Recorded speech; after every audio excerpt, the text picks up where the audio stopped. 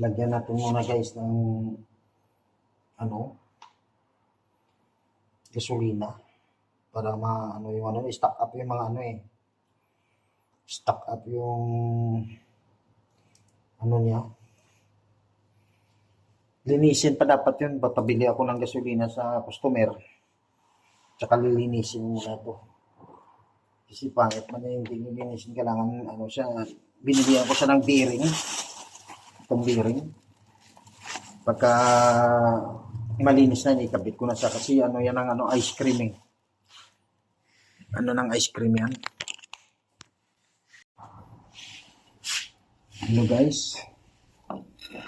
Magano tayo ngayon ng ano, ice cream, yung makina niya. Kasi stock up na yung ano.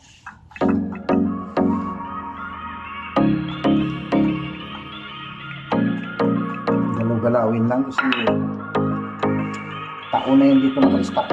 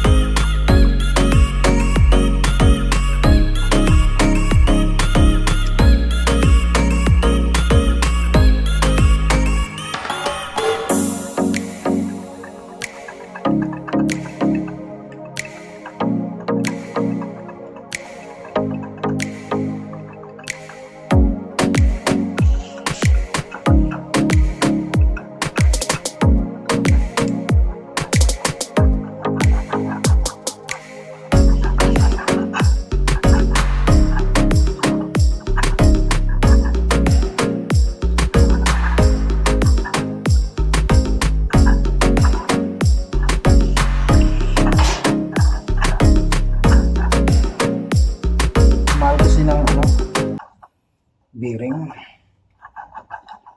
Walang available na bearing ganito.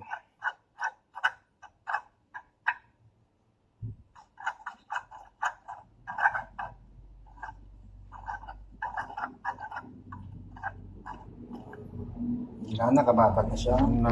Isa naman. Yun na, ano ko na siya na hindi na sa stock. Hindi na sa stock. Pati ito. Malinis na lang natin yan. Tapos lagyan ko ng ano. Yan pa yung isa. Yan. Ito yung cover niya ng ano, ng ice cream. Ito sa ano yan Ito yung dito yung ano ng ice cream. Ito sa loob ng ice cream kasi sira yung bearing. Kaya lumagatok. Tapos ito yung ice cream. Yan. Ito. Yan yung dito yan Yun ang nag-drive yan doon sa ano, sa gilingan doon sa ano, sa loob ng ice cream. Yun siya Yan. Yan. Pagkasunod, ipakita ko na sa inyo pagkakabit ko yan para ano, tsaka i-test natin yan kung paano magawa ng ice cream dyan. Okay guys, hindi muna iputol muna natin ito yung ating na video kasi matagal pa yan. Ibabad muna natin yan dyan sa gasolina. Putulin muna natin yung video nito. Sa susunod, natin pagkakabit, tapusin natin. Okay guys, bye-bye.